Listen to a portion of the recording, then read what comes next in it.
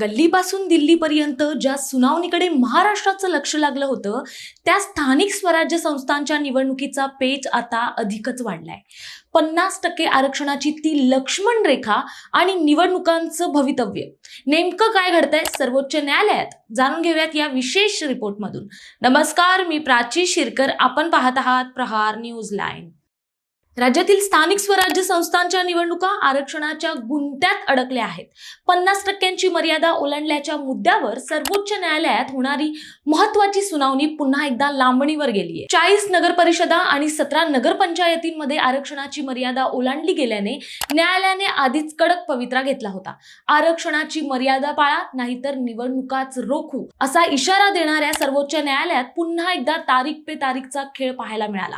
या संपूर्ण प्रकरणाचा विचार केला तर हे केवळ कायदेशीर लढाई नसून राजकीय अस्तित्वाची लढाई आहे. अनुसूचित जमाती आणि इतर मागास प्रवर्गाच्या आरक्षणाला 50% मर्यादा सर्वोच्च न्यायालयाने आखून दिली होती आणि 2021 मध्ये तसा निकाल दिला होता. राज्य सरकारने ओबीसी प्रवर्गाला दिलेल्या 27% आरक्षणामुळे राज्यातील अनेक स्थानिक स्वराज्य संस्थांच्या निवडणुकांमध्ये 50% आरक्षण मर्यादेचं उल्लंघन झालं. काही ठिकाणी हे आरक्षण 70% पोहोचलं.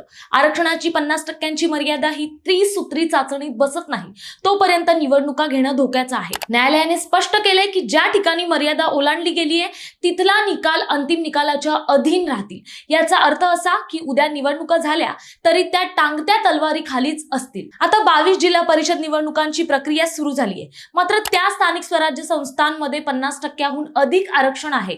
त्या निवडणुकांचं भवितव्य अजूनही अधांतरीच आहे. सर्वोच्च न्यायालयाची पुढील तारीख महाराष्ट्राच्या राजकारणाला कोणती दिशा देते हे पाहणं महत्त्वाचं ठरेल. तुम्हाला काय वाटतं हे आम्हाला कमेंट्स मध्ये नक्की कळवा आणि अशाच राजकीय विश्लेषण पाहण्यासाठी पाहत रहा प्रहार न्यूज लाईन. धन्यवाद.